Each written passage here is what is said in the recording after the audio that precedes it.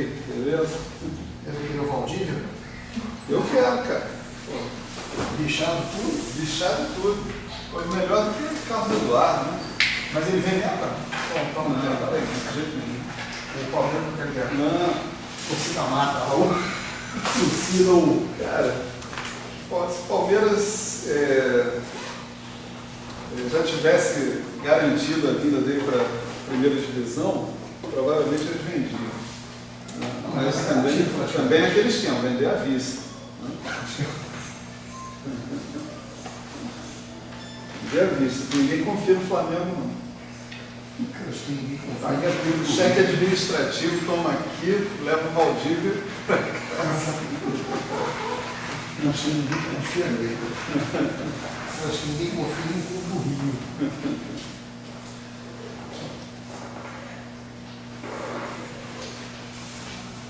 Bom, vamos começar com a discussão da claquete, né?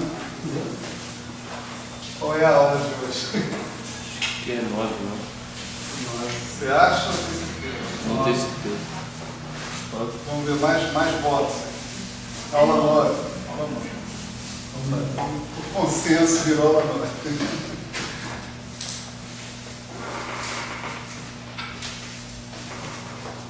Na aula 09, né, eu vou falar de duas coisas. Eu vou consolidar um pouquinho aquela ideia que a gente teve na aula passada, de que os problemas da medida funcional estavam resolvidos essencialmente pela parte quadrática do funcional, tá certo?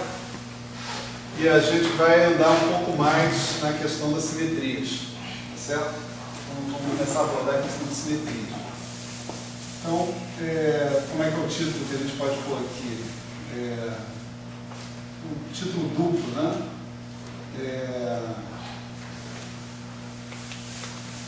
Potenciais genéricos, né? Vamos botar assim, potencial lambda x4, né? Potencial não genérico, não, potencial específico, lambda x4. E simetrias, né? Começar a abordar essa questão aqui. Então, primeiro, vamos colocar aqui uma coisa clara, né? Apesar do erro lá que eu cometi no final da aula passada, né, a expressão correta, né, de fato, é essa que está aqui. Né? Esse aqui é o propagador da situação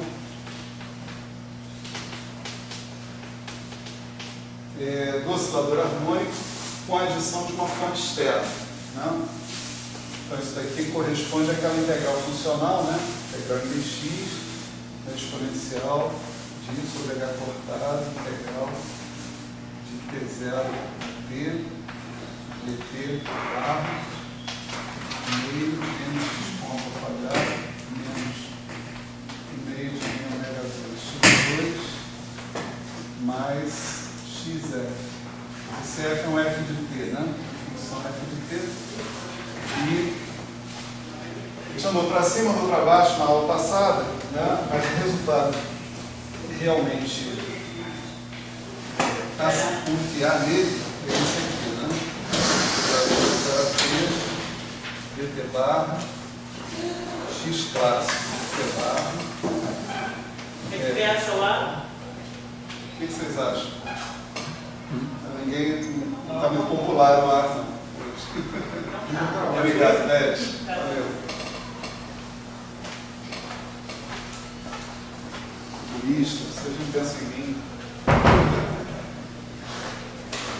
Então tá bom, realmente o clima hoje está bom. Tem essa dependência, depois tem exponencial de I sobre 2H cortado, aqui sobre H cortado. Né? Integral de P0 a P dt barra dt f t barra g t barra t f de t vezes o g de xt x0 t0 de esse G que está aparecendo aqui é o propagador do oscilador harmônico, né? Sem esse termo aqui, né? Sem esse termo aparecendo aqui.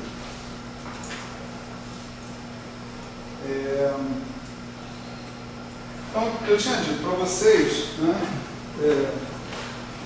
Deixa eu só dizer uma coisa concreta aqui para tranquilizar a cabeça de todo mundo, né? Eu estou pretendendo passar aqui umas anotações minhas para vocês, né? Eu estou passando a limpo, na verdade, esclarecendo não só esse ponto, como alguns outros pontos que a gente tocou aqui no curso, né? E, tipo assim, para evitar ficar retomando e tal, e gastando muito tempo aqui na aula, eu vou simplesmente colocar essas coisas preto no branco e passo para vocês, de modo que aí não resta dúvida, né? Por exemplo, sobre a dedução dessa expressão em nenhum dos dois jeitos que eu fiz na aula passada, tá certo? Então, um dos jeitos é mais interessante do que o outro, justamente o segundo é que deu diferença, né? O segundo jeito é mais interessante do que esse, porque o segundo jeito é generalizável para a parte de teoria de campos, por exemplo, ou física de muitos corpos, né? Mais especificamente. Só para relembrar, né? Aqui quando a gente fala x clássico, né? Esse x clássico é a solução do oscilador harmônico livre, né?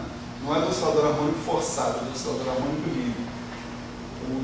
O F de ter a fonte externa, esse G é a função de Green também associada com um operador que atua no oscilador harmônico livre, tá certo? Então, o G satisfaz essa equação aqui, D2 dt barra 2 mais ômega 2 G dt barra T' igual a menos delta de T barra menos T', certo? Esse G pode ser calculado, ele satisfaz também condições de contorno, isso é muito importante, né? G de T0, T' tem que ser igual ao G de T', tem que ser igual a zero. Né? Porque ele essencialmente, as condições de contorno, ele é a solução, né? Ele é parte da solução particular da equação não homogênea, da equação diferencial não homogênea, e quem carrega a dependência nas condições de contorno é justamente a solução homogênea, né? Então ele tem que satisfazer condições de contorno desse tipo aqui, condições de contorno triviais aí na fronteira, né? Tá bom. Então, na vez anterior, né, eu tinha falado para vocês, se eu tivesse um potencial geral, né, eu podia trabalhar esse potencial geral de maneira a escrever o propagador, né, para o problema associado com o potencial geral em termos do propagador associado ao problema livre, né? O problema do oscilador harmônico livre. O oscilador harmônico livre é uma espécie de base de partida para você escrever tudo sobre o potencial genérico, né? Então, vamos escrever desculpa, deixa eu renovar a claquete aqui, fazer o seguinte, 1 meio de m ômega 2 x2 mais lambda x4. Vamos fazer assim, né?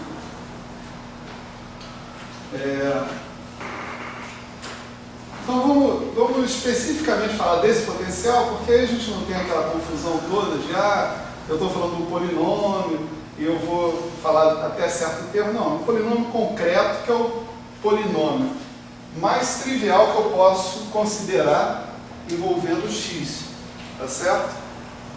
Por exemplo, se eu considerasse 1 meio de m ômega 2 x2 mais lambda x3, tá certo? Esse potencial teria um defeito claro. O defeito dele é que ele não tem um mínimo. Tá certo? Ele não tem um mínimo.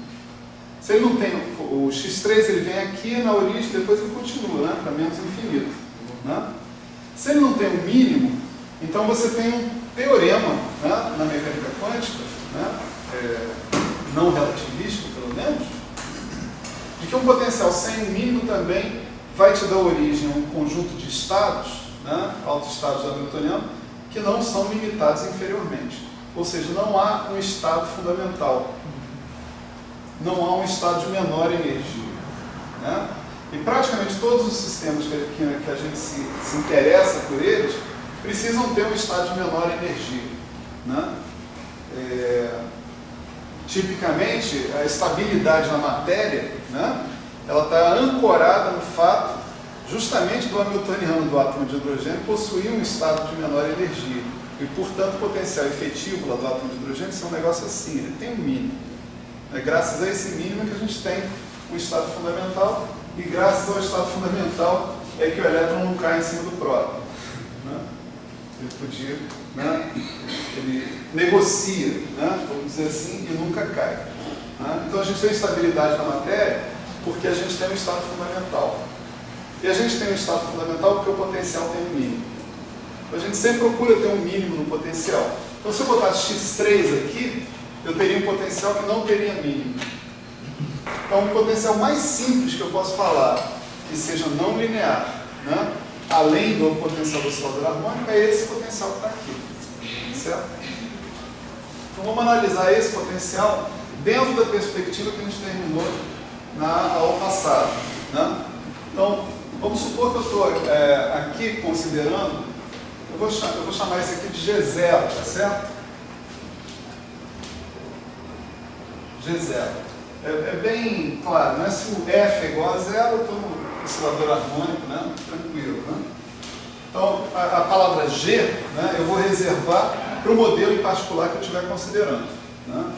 Então, vamos imaginar o nosso problema. O nosso problema seria calcular G de xt, x0, t0, né, dado por essa integral funcional aqui, exponencial de x, isso sobre h cortado, dt, dt barra, né? Aqui eu tenho meio de mx ponto ao quadrado menos 1 meio de m ômega 2 x2 mais lambda x4. Certo? Então agora o que eu estou supondo é o seguinte: eu quero calcular a dinâmica, né, de uma teoria que está sujeita, né, a esse potencial aqui. Né? Então, o truque que a gente colocou, né, na vez anterior, vamos repetir aqui para esse caso. O truque é considerar a mesma integral, né? Nós vamos chamar isso daqui de L0, certo? Para não ficar escrevendo toda hora. Né? Exponencial disso sobre h cortado, integral t0t, dt barra, L0, mais lambda x4, mais x vezes f, calculado em f igual a zero. Né? Então, dessa maneira, esse objeto que está aqui, antes de ser calculado em f igual a zero, torna-se um funcional do f. Né? É uma função que depende, um objeto que depende dessa função f de t. Quem é essa função f de t? Certo? Se essa integral faz sentido botar isso dependente de f e botar f igual a zero, sem problema nenhum. Né? E se ela faz sentido ou não, é uma decisão a ser tomada arduamente. Né? E não é uma decisão trivial, mesmo do ponto de vista da formulação canônica. Porque você deveria analisar se o modelo X4, vamos dizer assim, tem uma solução que faça sentido, convencional, etc. e tal. Bom, então qual é a ideia aqui? Né? A ideia é a gente se livrar desse termo lambda x4 aqui dentro, né, da ação. Né? Então a gente vai utilizar aquele truque, né, que diz o seguinte: né, se eu pegar e calcular uma derivada funcional em relação a f de t, né, dessa integral dx exponencial disso sobre a cortada integral dt bar L0 mais xf. E no final, calcular isso em f igual a zero, certo? Observe que eu não coloquei aqui o lambda x4, né? O resultado disso daqui, né? E naturalmente, se eu botar um h cortado sobre i para compensar o i sobre h cortado que vai vir, o resultado disso aqui é integral dx de x de t exponencial de i sobre h cortado integral dt bar d0 a t L0. E agora eu não preciso mais de f igual a zero, porque eu já tomei o f igual a zero. Tá certo? Então, se eu calcular uma derivada funcional em relação a f, descontar o i sobre h cortado, que está aqui, né? Como é que vai agir essa derivada funcional? Ela vai entrar aqui, ela passa por cima da integração, porque ela está derivando em relação a f, integração em relação a x, ela vai derivar exponencial, repete exponencial, aí ela vai avançar no argumento, ela vai procurar alguma coisa que dependa de f, a única coisa que depende de f é esse termo aqui, integral de xf. Aí ela deriva em relação a f, vai dar uma delta de t barra menos t, né, a variável que indexa o f, né? A delta mata a integral e fica o x de t aqui embaixo, simplesmente. Não? Se eu fizer isso elevado a n, ou seja, n vezes, tá certo? O que eu vou obter vai ser o x de t elevado a n também. Aqui nessa história. Portanto, se eu aplicar exponencial, né, de h cortado sobre i, integral t0 a t, dt, sei lá, t', né? Só para a gente não ficar com a mesma coisa, de df, desculpa, i sobre h cortado aqui, e aqui h cortado sobre i, né? D a df de t', né? Se eu aplicar esse cara aqui com lambda, né? E ele elevado a quarta, né? Se eu fizer isso, aplicar esse cara a integral em dx da exponencial i sobre h cortado, integral t0 a t dt bar L0, né? Mais xf em f igual a zero no final, né? O que eu vou obter? Vou obter exatamente integral em dx exponencial de i sobre h cortado integral de t0 t dt bar o L0 mais lambda x4 e fim de papo. Mas isso aqui é o meu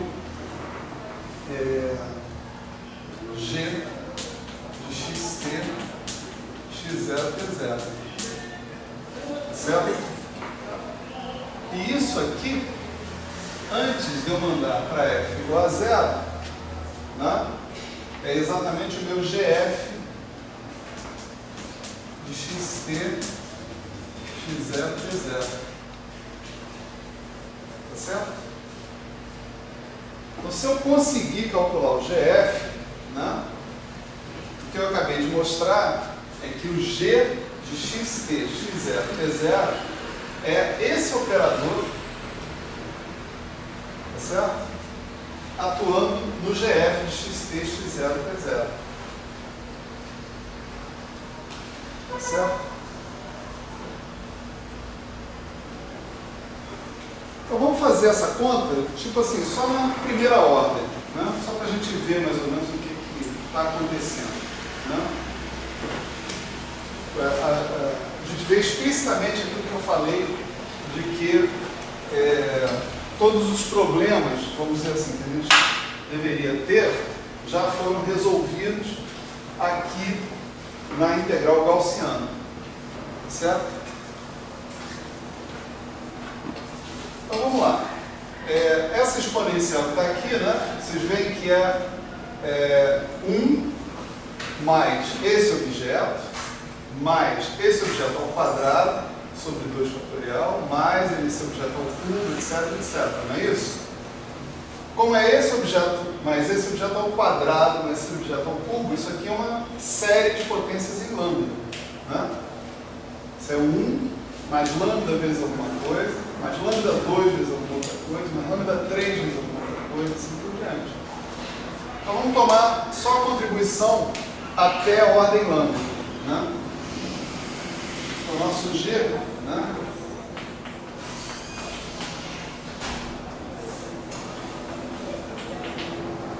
Ele vai ser 1 mais I sobre H cortado, integral de dt', vou botar o lambda aqui para fora, H cortado sobre I, df, elevado a quarto. Tem mais outras contribuições que nós não vamos calcular. Né? Esse é o primeiro termo da exponencial, da expansão da exponencial. Isso está atuando nesse GF que está aparecendo aqui. Mas olha só, esse GF eu calculei. Né? Esse cara aqui.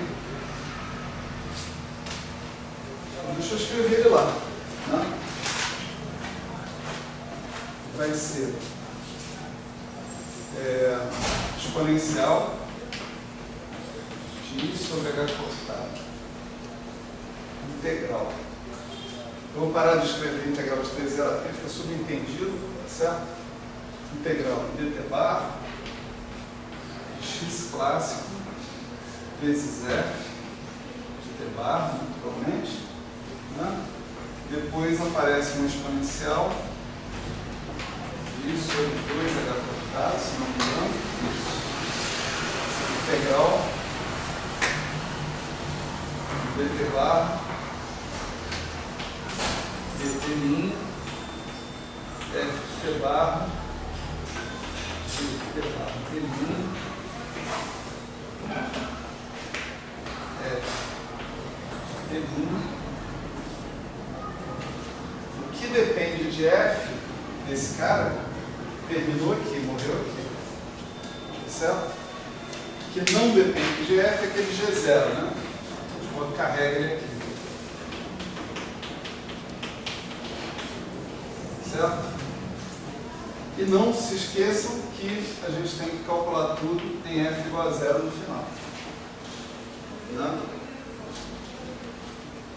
Então, o primeiro termo da história é 1 vezes isso tudo em f igual a 0. Né? Então, ele é simplesmente o G0 de xt, x0, t0. Né? Tudo está calculado em ordem zero de teoria de perturbações. Certo? É um cálculo maravilhoso, não é isso? Não dá trabalho nenhum. 1 vezes um negócio de f. Quando você manda f para 0, esse exponencial dá 1, esse exponencial dá 1, morreu o assunto. O próximo termo é esse animal aqui, né, atuando aqui nesses caras. Certo? Nada de me amaldiçoar. Tenham paciência. Quando vocês não aguentarem mais, só gritar, chega, que eu paro. Tá? Então, aqui eu vou mudar esse rótulo aqui de telinha para metil, por exemplo. Certo?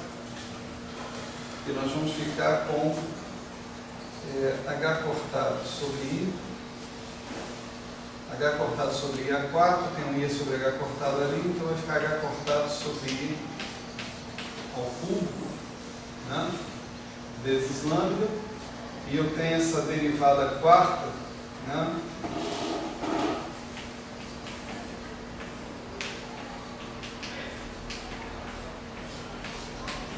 Atuando nessas exponenciais que estão aqui, né?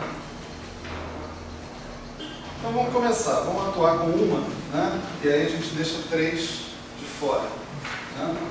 Vamos atuar com uma das derivadas, né? Então, atuando com a primeira derivada funcional, a derivada disso mantém isso, mais isso, vezes a derivada disso, né? A derivada funcional desse primeiro cara que está aqui vai nos dar um x clássico de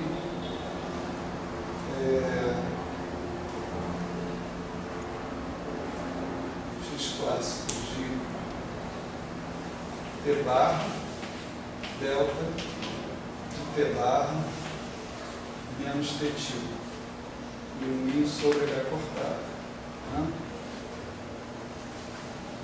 Vezes o que eu chamo de exponencial de FGF, só para a gente não ficar escrevendo muita coisa, né? Então, derivei esse cara,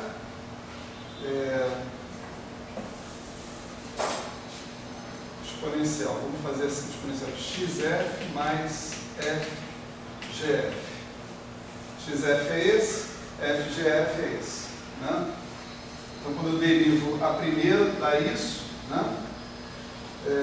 Bom, deixa eu escrever todo mundo junto logo, mas eu vou derivar esse cara em relação a f, então eu derivo esse f e mantenho isso, depois mantenho isso e derivo isso. Esse g é um cara que é simétrico, em t barra t', tá certo? Não sei se vocês se lembram da função de Green, né, da equação que ele satisfaz, né? Desse lado aqui você tem um objeto que é simétrico em t barra t', do outro lado você vai ter que ter um objeto simétrico também, né? Eu tenho várias outras maneiras de ver que eles são simétricos, né? Então, quando você deriva um, mantém o outro, e deriva o outro, mantém um, usa a simetria do g, você vai ter duas vezes, que vai cancelar esse 2 aqui, é integral num dos argumentos do g do outro argumento t', né? Então você tem isso aqui. O x clássico também, que falta integral, t bar, mais isso vai estar cortado, integral t bar, dt' delta de t bar menos t', g de t bar t' f de t'. Estou fazendo rápido aqui, mas você pode derivar esse, manter esse, depois mantém esse, deriva esse. Observa a simetria do g que você vai ver que você chega no mesmo resultado, né?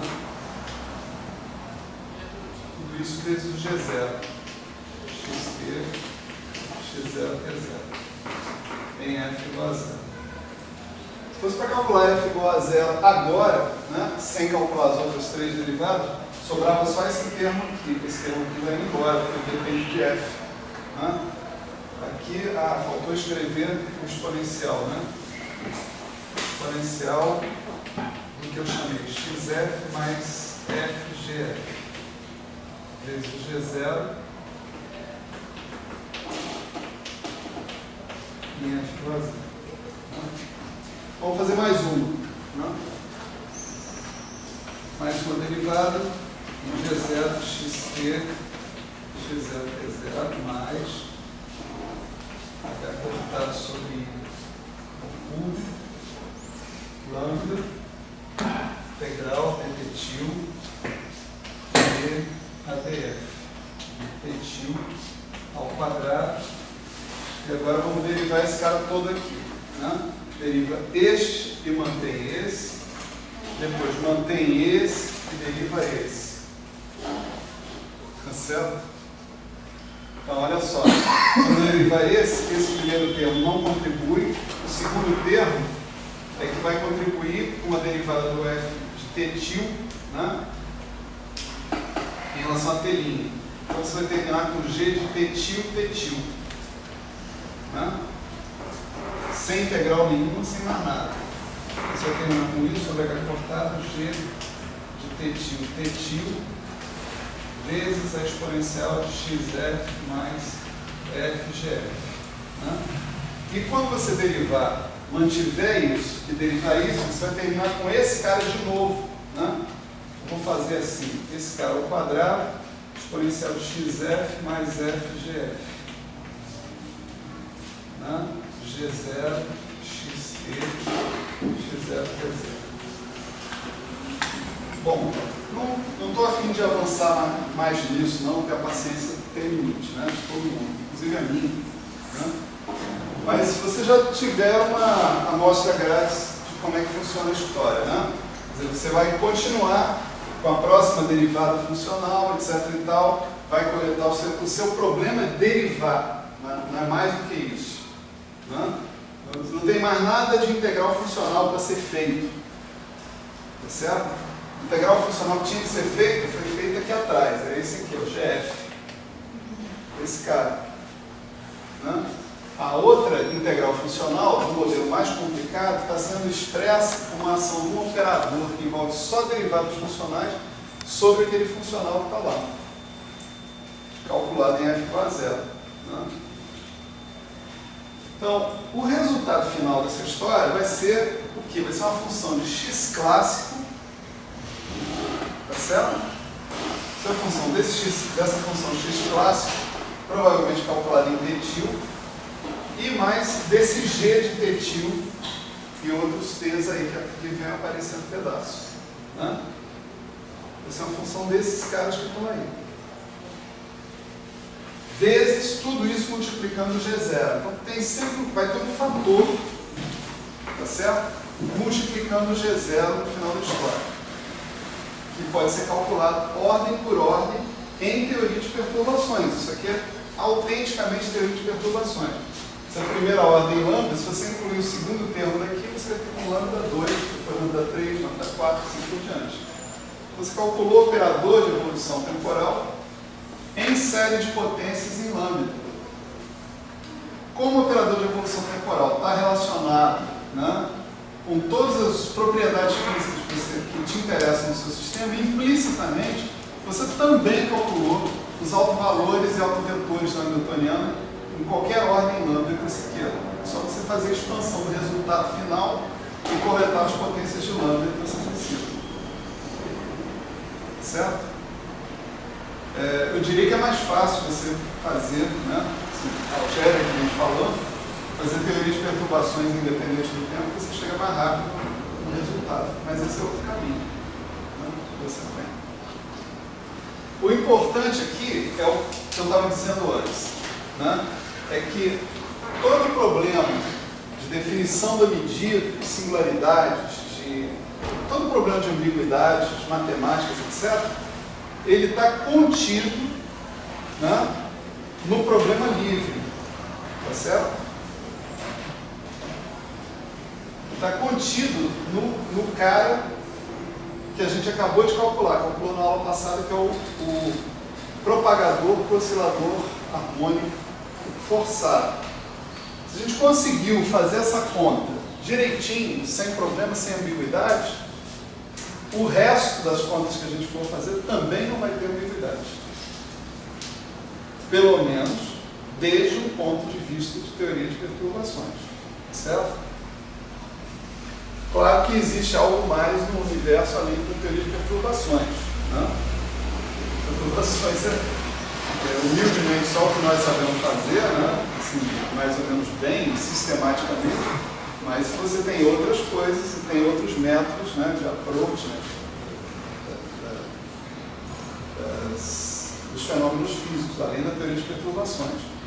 Uma das vantagens da integral funcional é que, depois que você olha para essa forma daqui, da integral funcional, essa é uma técnica para você fazer essa conta, mas existem outras técnicas que você vai poder desenvolver, que a gente vai poder olhar para elas também. Né? Outras técnicas que não são sugeridas usualmente dentro da formulação canônica. Né? A integral funcional é uma bela ferramenta para você fazer outros tipos de aproximação, além da aproximação perturbativa, né? Para um problema físico, para uma situação física que você queira.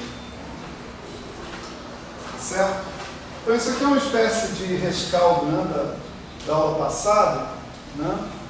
E o ponto que eu queria entrar realmente hoje era na questão das simetrias, né?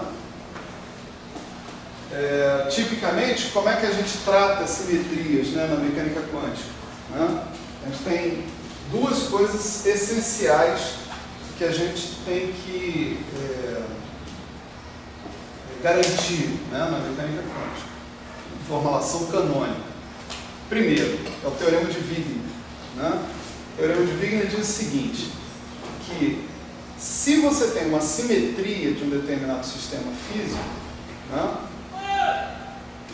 essa operação de simetria ela tem que ser representada no espaço de Hilbert por meio de um operador unitário ou de um operador anti-unitário. Tá certo? Então, primeiro, é bom entender o que o Wigner definiu como simetria, né? Então, uma simetria é a ação de um certo operador linear, a ação de um certo operador globalmente sobre o espaço de Hilbert, ou seja, o mesmo operador age sobre todos os vetores do espaço, tá? De maneira que as amplitudes de probabilidade,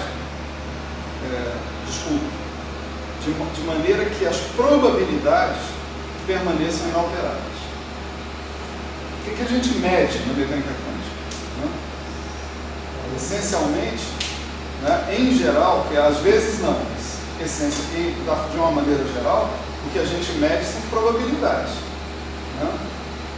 Você tem um estado, você vai medir uma certa grandeza física, você mede agora dá uma coisa, mede dali a pouco dá outra coisa, você não sabe o que vai dar, né? Em geral, a menos que você esteja num alto estado, aí tudo bem, né? Mas em geral você não sabe o que vai dar. Então, o que você faz? Você conta o número de vezes em que ocorreu uma coisa, o número de vezes que ocorreu a outra, o número de vezes que ocorreu a outra, e o que você está medindo de fato, se você fizer um número grande de medidas, é a probabilidade de você obter cada uma dessas saídas que estão aí. Então, as quantidades fisicamente mensuráveis são as probabilidades, né?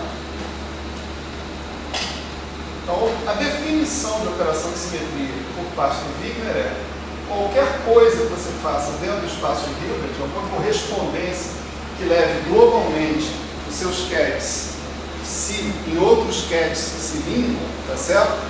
De tal maneira que as probabilidades não se alterem, tá certo? Definindo isso como simetria, né, o Wigner foi capaz de provar que toda e qualquer operação de simetria era representada por um operador unitário ou anti-unitário atuando no espaço de Hilbert. E linear, unitário e linear ou anti-unitário e antilinear, atuando no espaço de Hilbert. Certo? Esse é um teorema fantástico, né? É muito fácil você provar a volta dele. Se você tiver um operador unitário ou anti-unitário, atuando globalmente no espaço de Hilbert, né? O que você tem é isso daqui, né?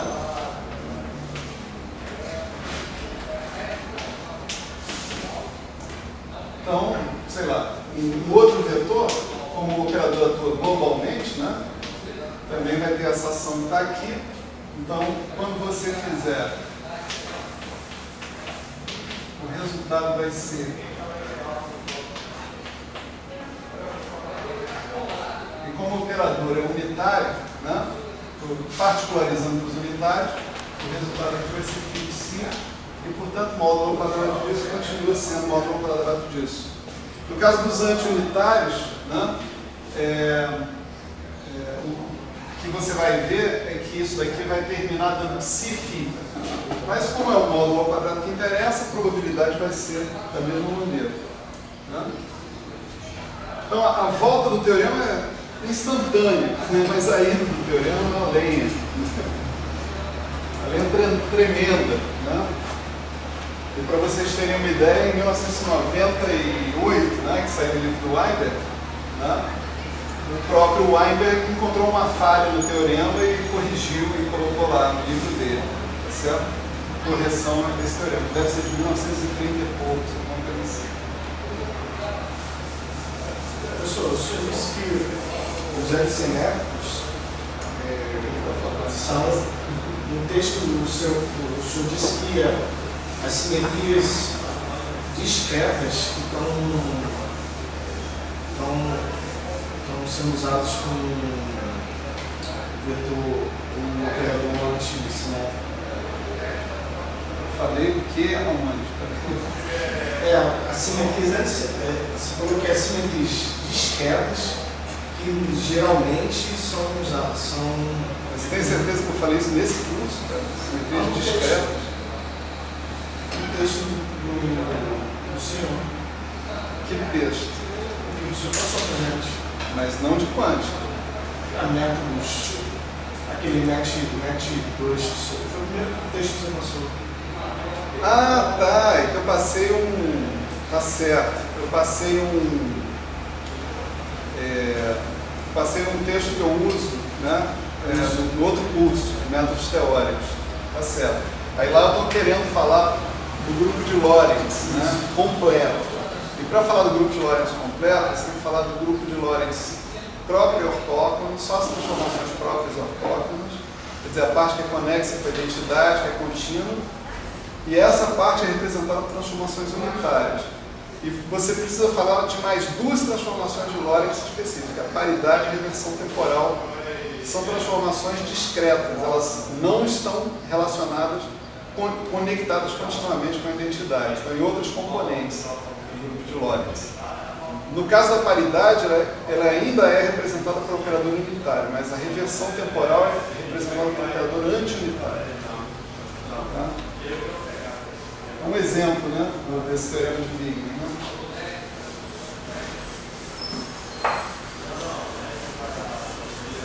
Então, essa é a primeira parte do que usualmente se requer quando a gente fala de uma simetria na mecânica quântica. Né? A segunda parte é dizer o seguinte, tá bom, isso que você está falando, você está se referindo a uma fotografia do sistema, que você está tirando num certo tempo inteiro. Mas será que a evolução dinâmica do sistema respeita essa simetria? Em outras palavras, se antes de eu considerar a evolução do sistema, eu faço a operação de simetria e depois evoluo, eu vou chegar no mesmo lugar que eu chegaria se primeiro eu evoluísse e depois fizesse a operação de simetria? Se eu não chegar, isso não é uma simetria do sistema. Tá certo? Porque pela pura evolução dinâmica do sistema, eu posso distinguir a situação de ter feito a operação de não ter feito a operação. Tá certo? Então, essa segunda condição de ser compatível com a evolução dinâmica do sistema é usualmente, né, escrita como que o comutador do gerador dessa simetria com o hamiltoniano é zero. Tá certo? Ou seja, o hamiltoniano comuta com o indivíduo que gera a sua simetria. Né? Então, por exemplo, se você tem simetria por translações temporais, né? Translações espaciais, desculpa, temporais é trivial demais. Né? Simetria por translações espaciais. Você faz quem gera as translações espaciais? Né? O gerador, você pode ver do ponto de vista da mecânica clássica primeiro. Né? Lá na mecânica clássica, você tiver uma translação é uma transformação canônica cuja função geratriz é o momento. Né? Se você translada isso para a mecânica quântica, você vai ter o operador de momento sendo o gerador de translações. Conclusão: o operador de momento tem que comutar com o hamiltoniano, se você deve ter equivariância translacional. Conclusão 2. Se o operador de momento comuta com o newtoniano, o momento é uma quantidade conservada pela evolução dinâmica do sistema. Certo? Vamos dar outro exemplo. Rotações. Né? Quem são os geradores de rotações, né? Lá na mecânica clássica? Os geradores de rotações são os três momentos angulares, né? Os três componentes de momento angular. Então, esses caras aqui geram as rotações. Conclusão: se o meu sistema possui simetria de rotações, o momento angular tem que comutar com o newtoniano. Certo?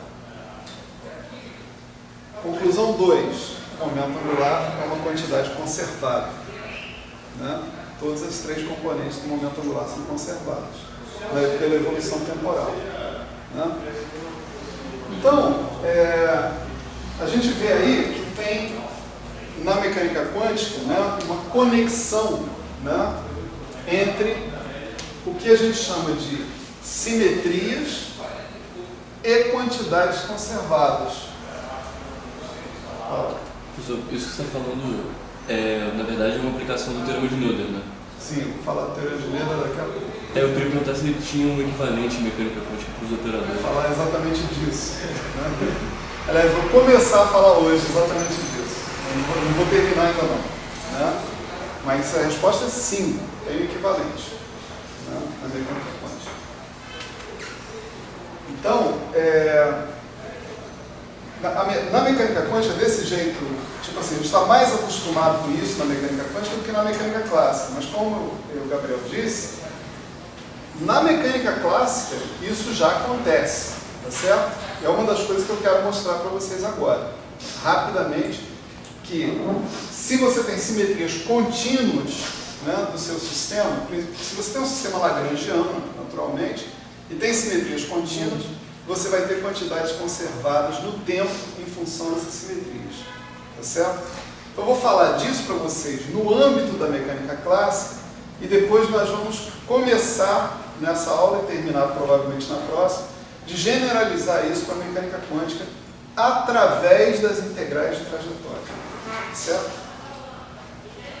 Porque, sem ser através das integrais de trajetória, todo mundo já sabe. Né? É isso que eu acabei de falar. Se o cara tem que ser uma simetria, o gerador tem que comutar com o newtoniano. Comutou com o newtoniano, o gerador é uma quantidade conservada. Tá certo? Então, simetria, gerador, comuta com o newtoniano, quantidade conservada. Acabou. Né? Isso aí está bem claro, essa dinâmica aí no âmbito da mecânica quântica. No âmbito da mecânica clássica, que não é usual, né? Pelo menos nos cursos de graduação, a gente ouviu falar disso. Né? Então, vamos falar sobre isso no âmbito da mecânica clássica, tá certo?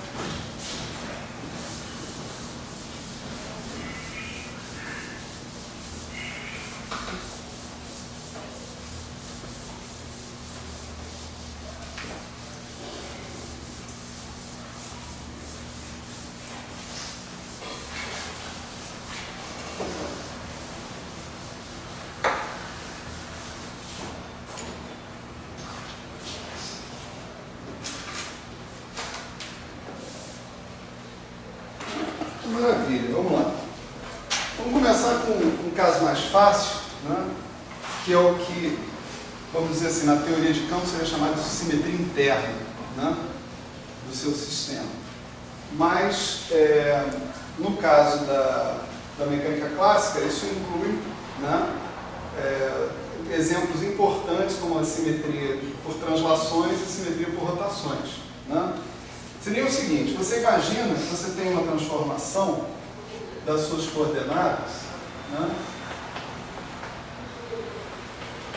que infinitesimalmente falando, que vai discutir transformações contínuas também, tá certo?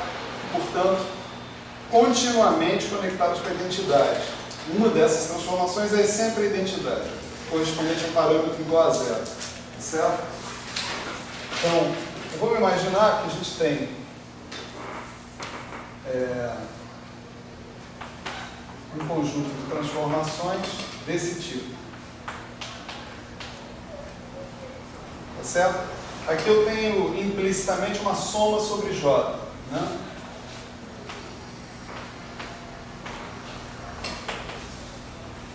vamos usar essa convenção, né, de que sempre que a gente tiver dois índices repetidos, a gente tem uma soma. Né? Isso economiza muito somatório escrito por aí, todo mundo afora. Né? Isso daqui é um xi mais delta xi, certo? Isso aqui você está vendo o seguinte, que são... É um monte de parâmetros, né, que você tem para infinitesimais, todos esses epsilon estão sendo considerados infinitesimais, parametrizando essa transformação que a gente está considerando aqui. Né? A hipótese que a gente vai fazer aqui é que a lagrangiana, né, ela seja um escalar. Né?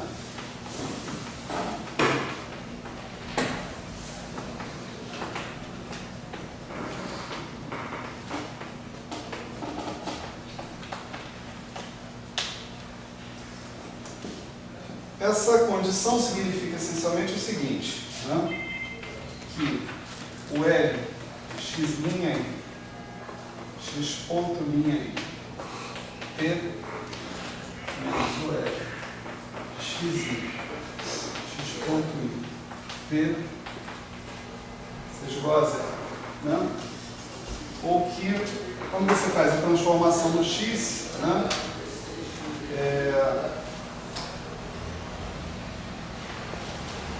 Você não enxerga a sua lagrangiana invariante, né, perante essa transformação. Desculpe, escalar não. Escalar é um termo apropriado para outra situação. Isso aqui é uma lagrangiana invariante mesmo.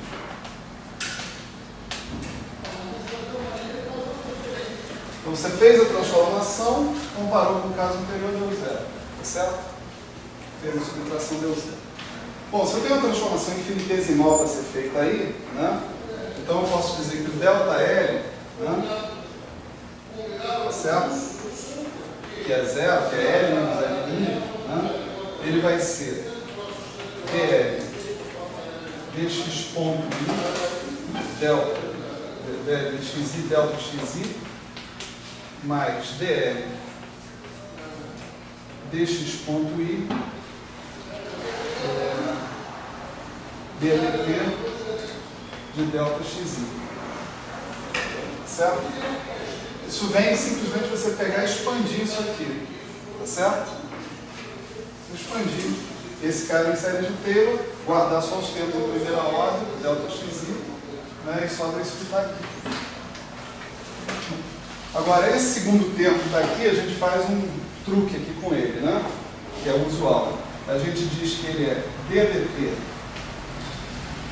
de dl dx ponto i delta xi menos ddt de dl dx ponto i vezes delta xi. Certo? Isso é uma integração por partes, com a diferença que a gente não está integrando nada. Certo? A gente está simplesmente usando a regra de Leibniz aqui a nosso favor. Esse termo que está aqui, mais esse termo que está aqui, nós vamos coletar, né? E vamos escrever assim, dl de xi menos ddt de dl dx ponto i delta xi mais ddt de dl dx ponto i delta xi, tudo isso tem que dar zero. Né? Você observa que a gente simplesmente impôs que essa função, a lagrangiana, tá certo? Fosse invariante. Mais nada. A gente falou, olha, a lagrangiana é invariante. Sei lá que função que é a lagrangiana, a gente falou, ela é invariante. Né? Mas agora eu posso particularizar essa identidade que eu obtive, que vale para qualquer x de t, tá certo? Qualquer conjunto x1, x2, x3, por exemplo, de t. Eu posso particularizar isso aqui para x clássico, ou seja, a trajetória clássica que a partícula efetivamente segue. Tá certo? Observe que isso aqui não é obrigado a ser zero para qualquer trajetória que você tem. Né? Isso aqui só é zero se você fizer xi igual a xi clássico. Né? Então, fazendo isso, quer dizer, calculando isso tudo em x clássico, e aqui também, esse cara fica zero, você imediatamente chega à conclusão que tem um conjunto de coisas que são conservadas.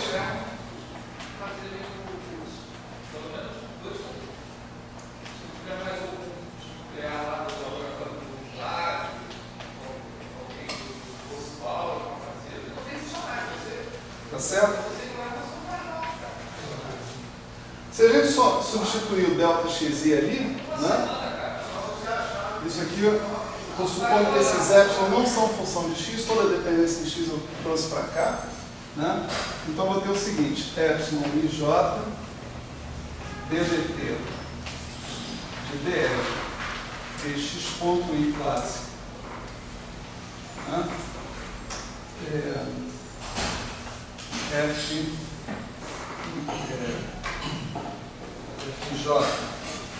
de x clássico igual a zero. Esses fj são funções que eu conheço, elas definem a minha simetria, tá certo? Os epsilon são parâmetros arbitrários, ok, sem problema. Então, eu vou ter tantas leis de conservação aqui, quantos parâmetros epsilon e j eu tiver. Tá certo? A rigor eu poderia ter colocado aqui uma coisa assim, epsilon i alfa, f alfa. Vamos fazer isso. Né? Epsilon i alfa, f alfa. Com o i variando de 1 até o número de coordenadas generalizadas que eu tiver, se for 3, né? Se fosse x1, x2, x3 é 3, e o alfa variando do jeito que eu achar melhor. Né? Então, isso é uma matriz, não é uma matriz quadrada, não é uma matriz genérica, é só contar quantos elementos independentes nessa matriz genérica eu tenho. Né? Por exemplo, se eu tiver 3 graus de liberdade, x1, x2, x3, o i varia de 1 a 3 e o alfa varia de 1 a n. Então eu tenho 3n, né, parâmetros desse tipo, epsilon e alfa. Aqui eu também tenho um cara indexado por i alfa. Tá certo? Então, quantos parâmetros desses eu tiver, quantas quantidades eu terei sendo conservadas aqui também. Uma para cada parâmetro, independente. Né? Ok?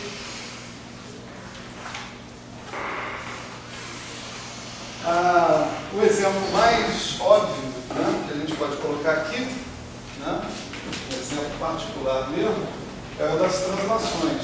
Né? No caso das translações, então você tem que o seu xi, né, é xi mais epsilon i. Os seus f's, né, todos se resumem a um só, certo? Igual a 1, né, e o seu parâmetro, né, que você tem é o epsilon i. Então todos os f's aqui, esse inicial alfa some, o que você tem? Você tem que ddt de dl dx ponto i clássico igual a zero. Mas quem que é esse objeto que está aqui? É o momento, né, canonicamente conjugado à coordenada xi. Tá certo? Então, se você tem invariância por translações, você tem conservação dessa quantidade, dl dx ponto i clássico. Você veja que aqui a gente está falando de x, y, z por simplicidade. Mas eu poderia estar falando de r θ φ, né? Ou de qualquer coordenada generalizada que eu tivesse interessado.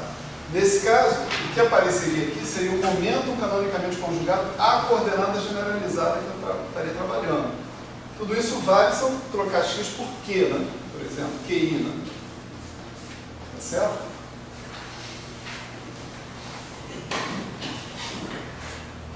Então a conservação do momento, né, na mecânica clássica, né, é uma função de você ter invariância translacional no âmbito da sua lagrangiana. Tá certo? Fica parecendo que a invariância translacional é um negócio muito restrito, né? Por quê? Porque se você tem uma partícula no potencial, acabou a invariância translacional, né? O potencial é V de x. Se eu trocar x por x mais a, essa posição x mais a está sujeita a um potencial diferente do que a posição x, né? Então tem física diferente, em lugares diferentes, né? Então uma partícula num potencial decididamente não é um caso de invariância translacional. A melhor medida disso é a segunda lei de Newton, que diz que dPi dt não é zero, mas é Fi. Tá certo? Então não tem invariância translacional numa situação dessa. Mas se eu tenho um sistema de partículas onde o potencial depende apenas da diferença das posições entre essas partículas, as posições relativas dessas partículas, então se eu trocar x por x mais a, né, um potencial que dependa, né, v de xi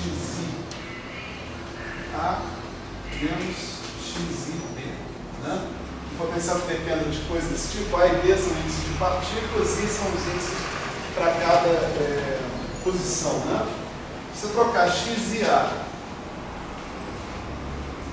por x barra e a, é x e a mais epsilon i, né? X barra e b você troca igualzinho, você está fazendo isso para todo referencial que você tem, para o seu referencial inteiro.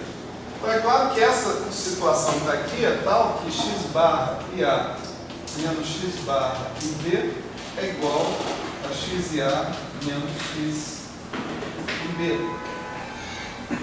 Né? E se o potencial é função apenas dessa diferença, então seu potencial é invariante translacional, sim. Né?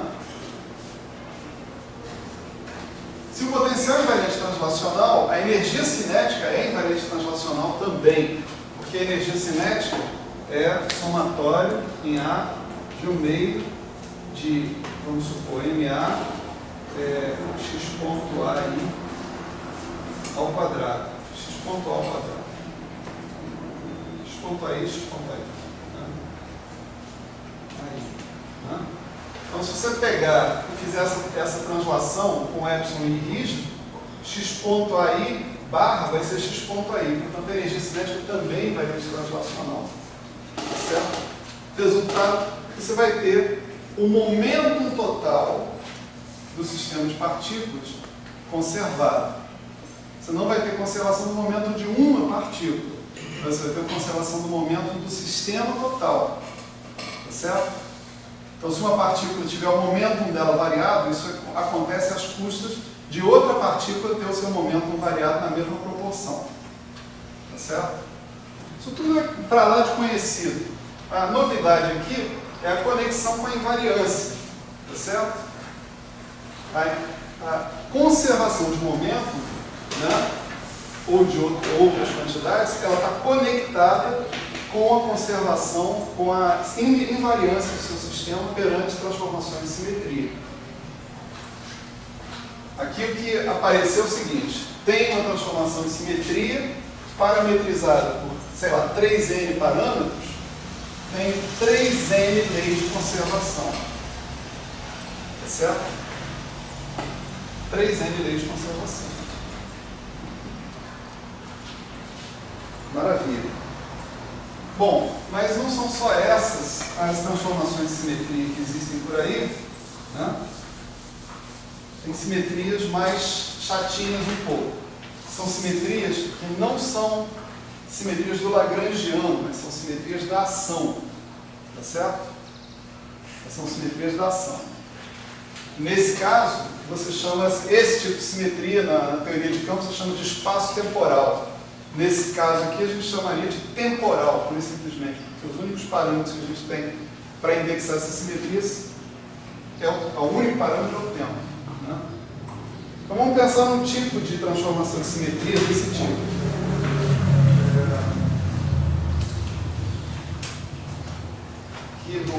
o subtítulo, né? Simetrias internas. E aqui a gente fala de simetrias espaço-temporais.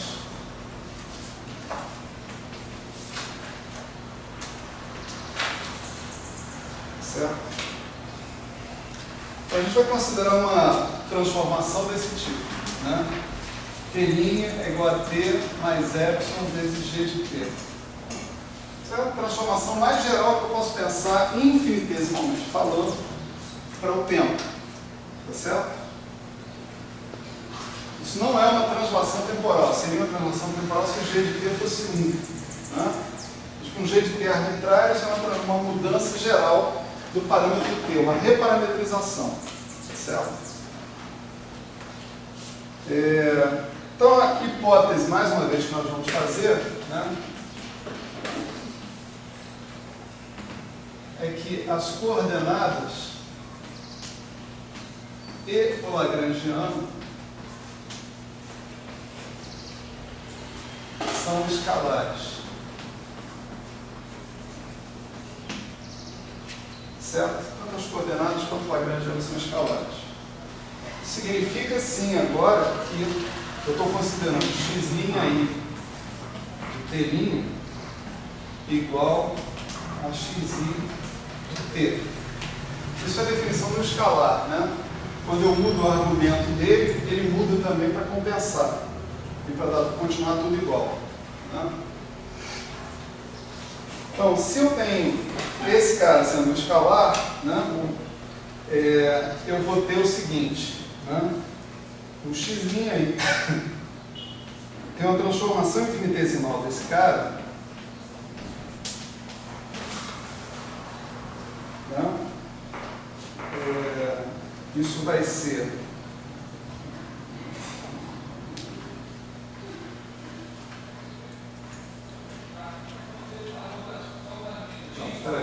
vou usar essa regra que está aqui em cima, nessa forma, tá certo? X' aí de t' menos xi de t igual a 0.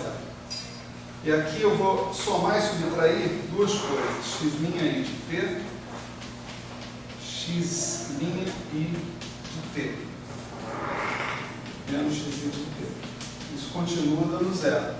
Né?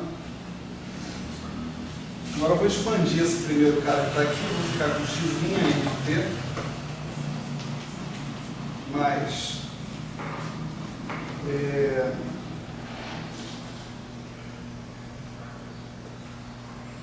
epsilon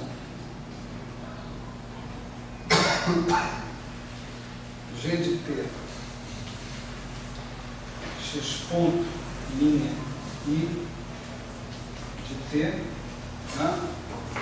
Menos tarará, né? Menos x' i de t mais x' i de t menos xi de t. Isso daqui eu vou chamar de delta xi de t. Isso significa a variação da forma funcional do x por meio dessa transformação. Quer dizer, eu sei que a forma funcional do x varia quando eu mudo, mas aqui eu estou dizendo que eu posso calcular exatamente quem é essa variação dessa forma funcional. Né? Então, aqui sobrou x' i de t mais xi de t, isso é o delta xi de t, e o resultado disso tudo é igual a 0. Esse cara aqui cancela com esse, e o que aconteceu aqui que eu posso, eu acabei de calcular, né? Deixa eu falar mais uma coisa. Eu tenho x ponto linha aí, né, de t. Eu posso substituir esse x ponto linha aí de t por xi de t, porque eu tenho um epsilon aqui na frente. Como eu estou expandindo tudo em primeira ordem epsilon, se eu pegar o x' e expandir em primeira ordem epsilon, a diferença entre x' e x vai ser um termo de ordem epsilon. Tem um epsilon aqui na frente, em primeira ordem os dois coincidem. Tá certo? Então aqui a conclusão que eu chego é que o delta xi de t é igual a menos epsilon g de t x ponto linha I de T. Linha não. Acabei de falar esse monte de coisa para tirar linha. E isso aqui é o menos delta T, x ponto I de T.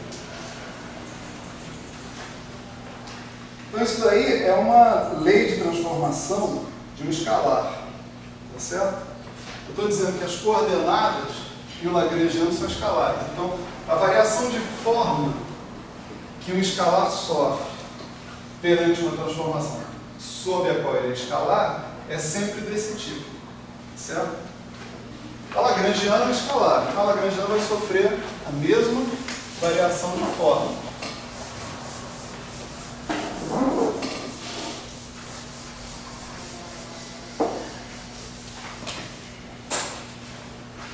Você vai ter o seguinte, L' de T' menos L de T.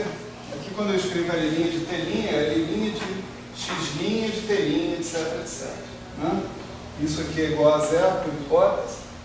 Né? Portanto, o meu delta L, né, de T, ele também é menos delta T dL dt. Que nem o que eu encontrei ali, igualzinho. Maravilha.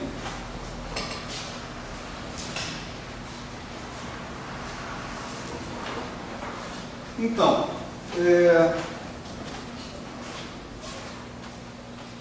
se eu estiver considerando a ação, né, eu tenho mais uma fonte de variação quando eu faço essa mudança de parametrização, que é a medida, dt, tá certo? Tipicamente eu tenho dt', né, é igual a dt', dt, dt. Né? E o dt' dt é 1 mais ddt da delta de t vezes dt. Certo? Agora eu vou juntar todas essas informações aí, né, na seguinte afirmação, né? 0 é igual à variação total da ação. Certo? A ação integral em dt do L, né? Etc e tal. Então eu vou dizer o seguinte, que eu tenho integral de T1' a T2', dt' do L de x', x ponto linha. Aqui eu tenho que escrever x ponto, xi linha, x ponto i linha. Estou justamente omitindo isso, porque eu acho que não tem prejuízo. Né? Menos a integral de T1 a T2 dt do L de x ponto, né? Isso aí tem que dar zero. Certo?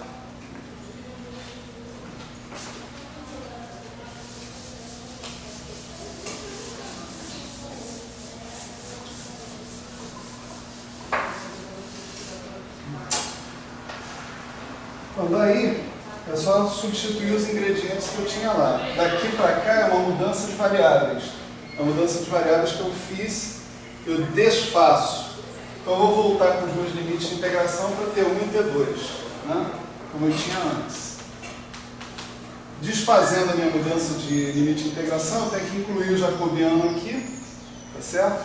Então eu vou ficar com dt 1 mais ddt de delta t. Né?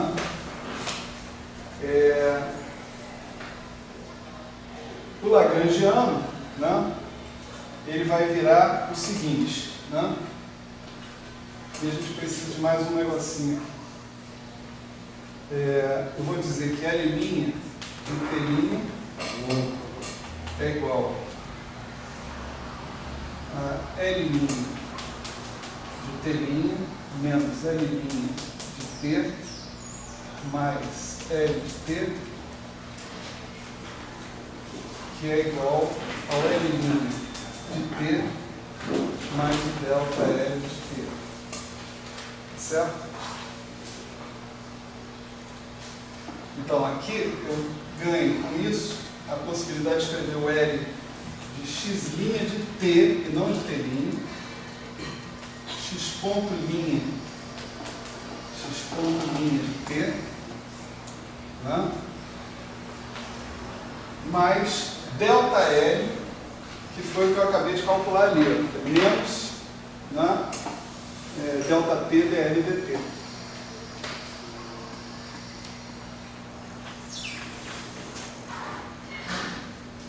Não, perdão, que é menos delta L, né, que é L' de T mais L de T.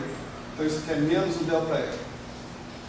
Então vai aparecer menos delta L.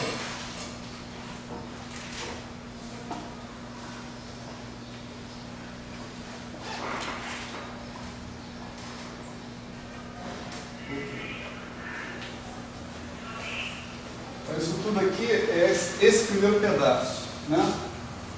A ação que estava transformada. Eu estou subtraindo da ação original sem ter nada transformado. Okay? Isso tudo aqui tem que dar zero. Foi da onde eu parti. Tá?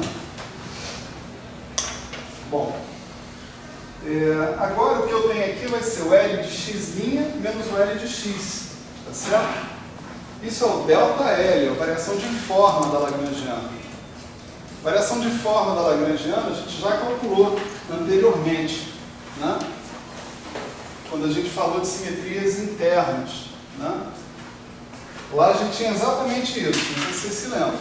L de x' menos L de x. A gente fez essa conta em geral, né? Então, isso aí dava o seguinte.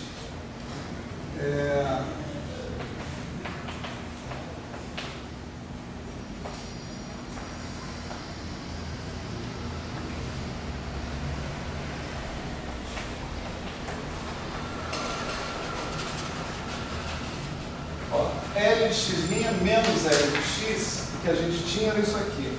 dL dx i menos ddt dL dx ponto i, tudo isso vezes o delta xi mais ddt de dl dx ponto i delta xi, tudo isso dando zero, eu ainda não estou escrevendo zero, né? Tá, perdão, faltou o delta L, menos delta L está aqui, o delta L eu já vou substituir por menos delta T dL dt, portanto vai ficar delta T mais delta T dL dt. Tá? Então, olha só. Chegando, hein? Calma.